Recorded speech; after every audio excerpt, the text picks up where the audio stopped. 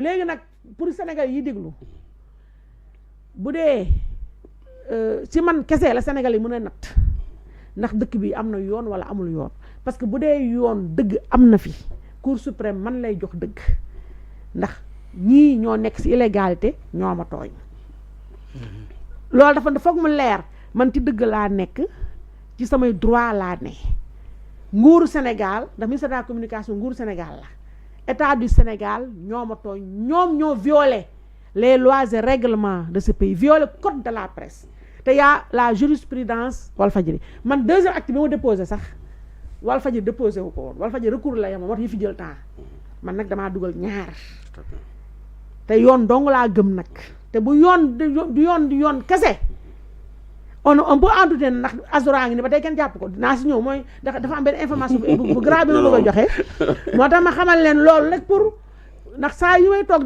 dinaa fàttali sama bopp askan wi ak juge yi ndax juge yi ay sénégalais te ñu ngi ñuy seetaan di ñu déglu ñoom cour suprême li ma teg seen table gis nañ ko xam nañ ko maa ngi toog ni déglu calmement cour suprême bu ko defee nag ma joxe information bu rëy te dama bii ñëpp laa bëgg ñu déglu ñoo na tey suba Basirou sax dégg na la bu baax te sa xarit la xarit woon sa xarit la congé ko au passé conjuguel xam nga nag au passé bu baax la nag gis nga ñoom ñii yow la ñuy déglu bu ñu ma te voilà yow la ñuy déglu benn mouton duñu xoolal yow la ñuy déglu te duñu yàq lii seetaanuñu seen chaîne bi de waaw yow mais xam nga la neex mooy ñoom ñooñu muy président Bassirou Diomaye Faye muy premier ministre Ousmane Sonko ñoom xam nañu koy Aïssatou Diop waaw say xarit lañu sax xam nga mouton yee ñoom a xamul waaye ñee ñoom le duo la la ñaar ñii fooyew ñu ma de ñii dof yi ne mën nañoo yuuxu Ousmane Sonko waaw ñoom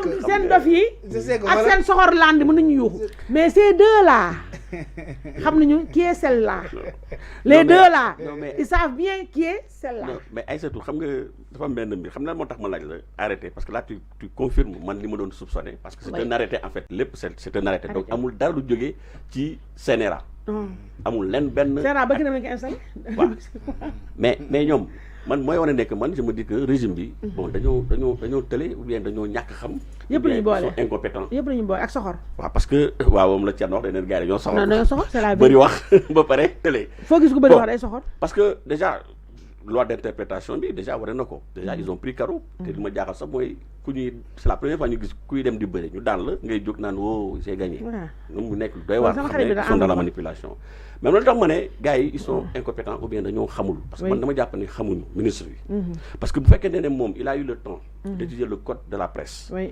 damay jël ñaari article 192 et 193 code de la presse dafa wax que le ministre n'a pas compétence pour prendre la mesure de suspension ou de fermeture des organes de presse. C'est la vérité. C'est un article très célèbre. 192 et 104 code de la presse. Sànq xam nga maa ngi doon wax les articles 8 et 11 de la constitution ci kaw encore. ci kaw lañ nekk. Constitution. Il y a la loi aussi qui est là. Absolument. te bu ñu jëlee dans ce qu'on appelle le principe de la hiérarchie des normes juridiques. Ñun ce sont des charte yoo xam ne même n'importe quel étudiant en première année de droit xam na ko mais xam nañ ne que un arrêté ministériel moo gën a tuuti parce que un arrêté y a après le décret ci kawam décret après y a la loi après la loi y a la constitution mais arrêté loolu c'est tellement petit un arrêté ne peut pas aller à l'encontre d'une loi encore moins d'une loi constitution constitutionnelle donc c'est pour dire que moom li mu jël ni amul benn valeur juridique mënul c'est pas possible donc bu fekkee da ngay jël un arrêté aussi cet arrêté dafa war a am une conformité avec les textes avec la loi yaa ngi dégg te la loi wax naa ko 192 et 193 wax nañ ko amul compétence boobu non il n'a pas ce pouvoir de suspension amu ko pouvoir boobu dafa am benn organe boo xam ne qui est là qui s'appelle le CNRA moom moo am pouvoir de suspension te même moom ça c'est encadré c'est normé voilà te loolu dafa am ay préalable yoo xam ne il faut par exemple comme on l'a dit tout à l'heure mu am trouble à l'ordre public ou bien mu am manquement grave par rapport à ce que prévoit ça c'est des mesures extrêmes mais extrême quoi voilà extrême mais man gisuma fii lan moo mën a tax tey dëkk bi nekk ci jàmm muy jël un ministre ce n'est qu'un ministre muy arrogé wu c'est-à-dire s'arroger di jël ay prérogatives yoo xam ne mais loi da koy tere moomu ko la loi l'a dit 192 et 193 moom par contre moom il a l'obligation de vous accompagner.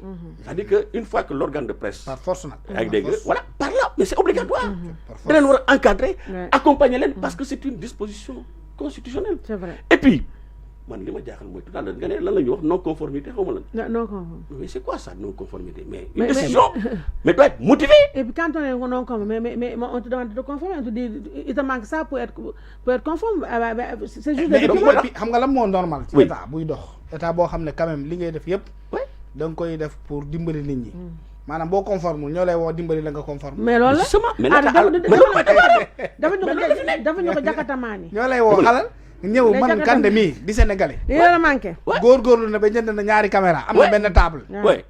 invité na benn sénégalais ñuy waxtaanee réew mi Mais le temps de subventionner, pourquoi pas de ñëw subvention? nañu gis ne xoolal ma foofu Aide à laa la la ñëw presse. mais foofu il laa le fait la à ñëw l'autre, hein. xoolal mais il gis le fait nañu pour ne am na benn caméraman am na benn technicien waaw muy sénégalais état yi ñëw xam nga lan la war a def waaw dimbali la pour nga mel ni Sen TV waaw mel ni TFM mel ni keneen Dëgg la. loolu mooy wareef mais nee la noonu amoo caméra waaw da ngaa manqué ay nit tëjal Dëgg la. mais loolu c'est catastrophique Mais c'est- mais c'est catastrophique dans un état Non. yow nga ñëw xool nit ñi ne waaw yow tu n'es pas capable d'avoir un rédacteur en chef waaw état moo la war a dimbali nga am rédacteur en chef waaw tu n'es pas capable d'avoir un directeur de publication ñoo la war a dimbali nga am directeur de publication Wallaay. parce que bu ñu la joxoon les ah moyens waaw mais nga am ko nga oser les contrats waaw l'état doit soutenir les entreprises de presse pour qu'ils osent les contrats wallaay qu'ils osent de signer des Wallaay, contrats wallaay. yokk salaire yi Wallaay. mais xoolal est-ce que xam nga ne le fonds de la presse ba tey gënul ñooñu ñu yor borum 2000 Voilà. état bu yoral bor ay entreprise de presse maa ngi ko soog a gis mais bu Xam nga- 2024 2024 nee nañ ko annulé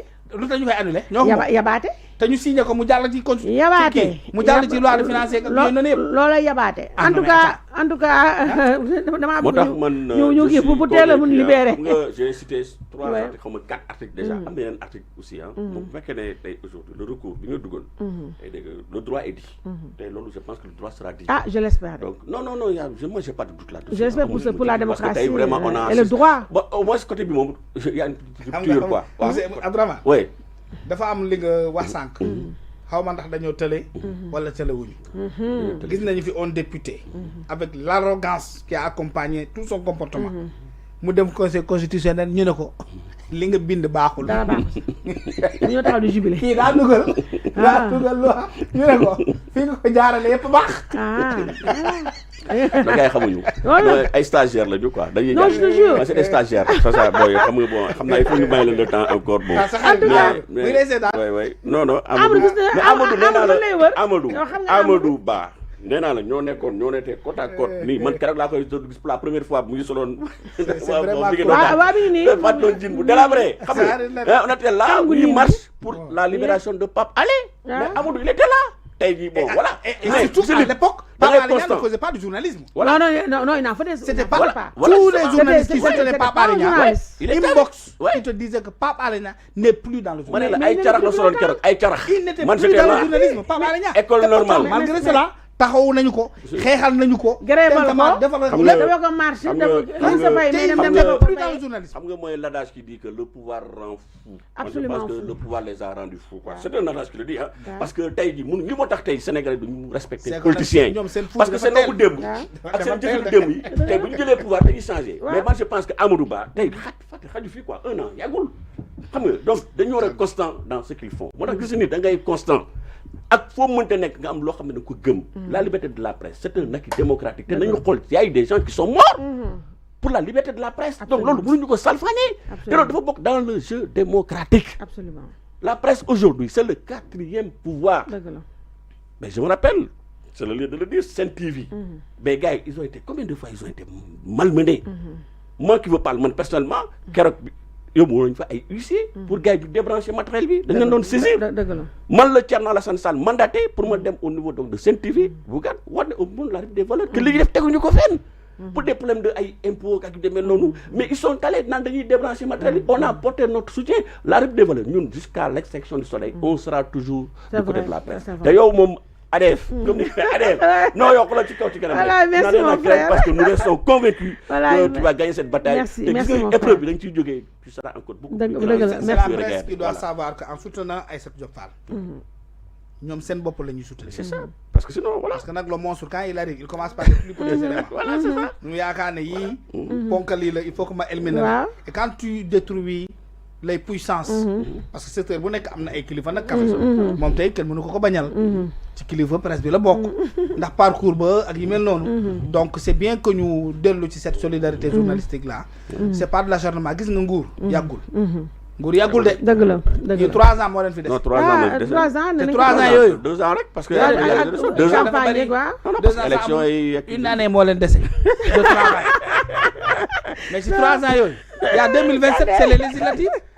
Voilà, nous non. 2027 c'est les législatives. Pourtant c'est 20 millions. 2029 c'est l'élection présidentielle. Non, c'est les locales de 2027. 2029 c'est la présidentielle. Et 2028 c'est la campagne. Et pré-campagne. 2029 ñom février lañ yam duñu ag. Voilà. En tout cas, gis nga journaliste bu fi tok naagu ba yaakaar ni ils sont là pour 1 milliard d'années. En tout cas, je remercie au passage ñu bari ñu ma koy signaler. Sunu doyen Pape Samba Kane keroog rek il a fait un super texte sur justement tu l'as lu, il a fait un super texte pour dénoncer ministère de la communication censure bu muy def ci presse bi rappeler vraiment il a fait un rappel historique des faits wax censure ni ko état yi du commencer ñëw wax tamit fii Sénégal